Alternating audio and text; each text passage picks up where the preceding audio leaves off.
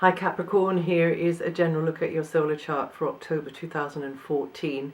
As the month kicks off, it's worth noting that Uranus and Pluto are going over the degree of the Sun. Pluto is in your sign, so it will have quite a strong impact with you, but it is relatively brief. It'll be over the first 5 days. So over those first 5 days, you may be feeling things may be unfolding which are a little bit unexpected or have a sort of an edge to them. Maybe you've seen them coming from a long way off, but things can, the atmosphere can be sort of crackling with electricity, and that might be a good thing or a bad thing. But it's best not to get sort of swept away in the moment. Best not to overreact, best not to take any kind of a risk. That's me being cautious as the astrologer. Impulsive behavior might get you into a tight spot. Pluto in your sign is evolving you to become a completely different version really of yourself, and of course you will be carrying some of the past with you in into the future. You are a sign that relies very heavily upon the water that's already under the bridge, the past, the history, your roots, all these things are very important to you. But with Pluto and Uranus affecting your sign so strongly, these are years where you're having this mega cosmic makeover. As one of the cardinal signs, all of the cardinal signs are getting this, but you Capricorn have Pluto going through your sign. So, it's the throw of the dice really, and these two planets are when the dice is in the air and before it lands. So through your own alignment with self, through your own confidence in where your value structure sits within yourself, and your own absolute knowing in what is authentic for you, then that will make sure that these dice, when they hit the table, have actually got the numbers on them that are going to take you to the next square on the board, as it were. Or the square on the board that you want to get to.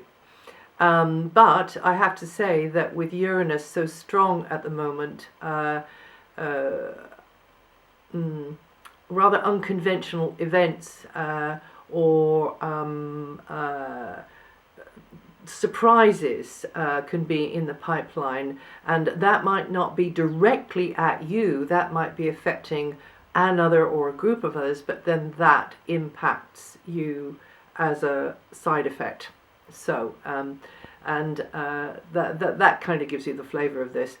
The Sun, until the 23rd, the Sun is going to be at the top of your chart, and that means that you're more aware of image, you're more aware of your worldly responsibilities, you're more aware of reputation, and you'll be keener to show authority in certain situations, but you may also have to deal more with others in authority, officials, bureaucracy, that kind of thing, rules, red tape.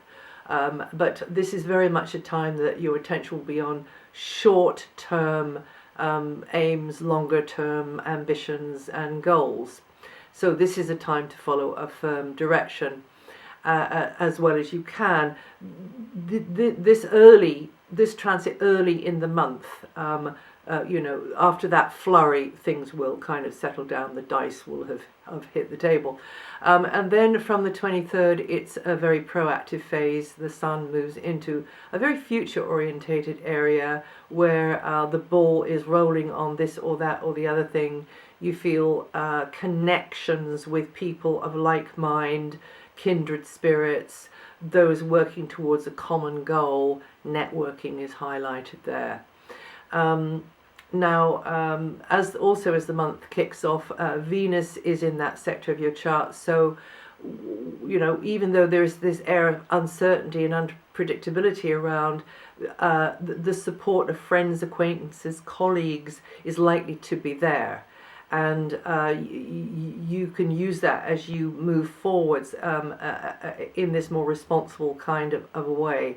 And contacts new and old, pooling forces and resources may be done in an unusual way or for an unusual reason, or can even be materially beneficial, and can generally facilitate, good vibes, good experiences between you and others. And you may be seen as the one of the group who is enabling the others in some way, or you also may see somebody there, or friend, in fact, because friends are emphasized at the moment as enabling to you. And then Venus moves on the 8th for the rest of the month into a more background area where you might be keeping your feelings a little bit more to yourself. A good time to do some self-pampering, to look after yourself better. And sometimes you've got to sort of step up to the plate and be out there.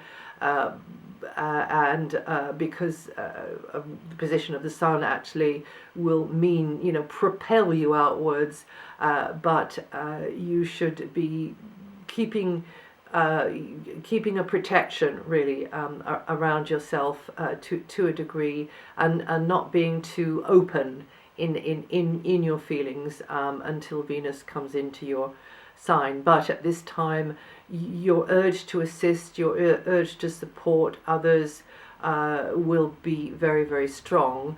And also for some of you, this is great news for anything to do with the arts, tucking yourself away and beavering away on something that you really enjoy, that you're really absorbed in, whether it's artistic or not. It can be spiritual, it can even be working with your dreams. But definitely a time to protect your boundaries a little bit more, but also definitely a time to get together with others in a kind of little bubble, specialist bubble maybe, within the castle walls. Mercury is putting the mental focus very much on group work, the collective mind, very much on that. And you could be thinking along new and unusual lines, and it's like it's hot off the press, and things sort of strike you in a certain way. Ideas striking you in conversations about these ideas may be striking you and a sort of light bulbs going on over your head.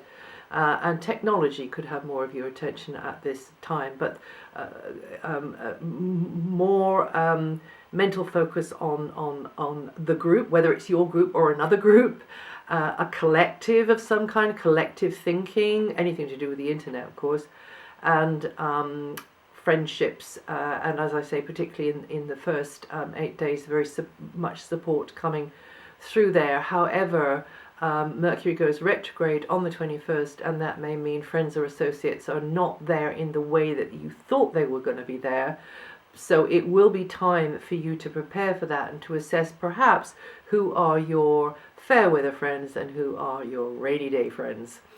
Mars, the position of Mars is in an area where you may be coming up against maybe a clash of values. There can be a clash of values going on and some inner turmoil for you. You may have to bite your tongue, every now and again, because you're shrewd, Capricorn. You can be cunning and shrewd. So maybe it's just best to zip it for this particular point in the strategy. But you are a strategist, and actually this position of Mars is very good for that strategy. However, the feeling of coercion may be around, and of others trying it on in some way, but of course you yourself may not be completely guilt-free on that account there, because the Mars energy here can be channeling through you in that way. So if you don't want that to happen, then just don't let it. You can be feeling more sensitive. However, a decisive approach about your own moral integrity, your own value structure will be needed here. And then from the 15th, Mars is in an area where you will, it comes out of that rather sort of deep emotional area of your chart into an area where it's, you come up for air, your thinking goes out, maybe even to foreign lands, to what's going on there. You will be gathering information, connecting with others over a distance, possibly grasping certain things that you hadn't thought of before, you didn't have a clue about before, you didn't even look into before. Taking a trip could be on the cards for some of you. Enrolling in a course would be a good idea, shaking off the cobwebs in that sort of way. But definitely this is a time for you to be stretching yourself mentally, if not physically, if not both at the same time, and time to reach out for new horizons. You have to... You taking expert advice on something, listening to the experts on the subject. Obviously you've got to distill from that the bit that you want, but that could also be part of this one. And now Mars goes over Neptune between the 18th and the 21st. That's not a great time to be making hard decisions on anything or taking action on anything, because it can just make things a bit vague, or somebody's being economical with the truth, or like I said, before, trying to pull the wool over your eyes, or you yourself can just be more susceptible to infections going around, just more open to others' influences. Whether that's infections, whether that's somebody else's opinions, whether that's somebody else's behaviors, whether that's allergies even, just more open. So just between the 18th and the 21st, try to let things lie until after the 21st. Mercury goes over Saturn on the 8th and the 9th. That you might have a heavier mental workload there. It might, there might be some sort of hand-to-hand fighting verbally with somebody else. So it may be more to get through. Your focus has got to be more serious there. Jupiter, until next July, Jupiter will be opening the way to growth, or personal professional alliances. Through personal or professional alliances, because through somebody else your world will open up. Through somebody else your world's going to expand, and taking on their side of things, but also they should be very intrigued and interested in your side of things. So partners, colleagues, co-workers, employers, employees could get you thinking more expansively, and probably you'll learn a lot through them. And you Capricorns born between the 8th to the 12th of January, or 18 to 22 degrees of Capricorn rising, going to feel this energy the most this month. Saturn's in a helpful angle to your sun sign. Saturn's your ruling planet. So this is a huge one. This is much better situation for you compared to what it was up until October 2012. So this means you can be more successful if you put a steady, consistent flow of energy into your group connections, your friendships, your alliances. You cultivate those within a hierarchy or a social circle of some kind. And it may be slow, but it'll be gradual, and it will stand you in good stead in the future.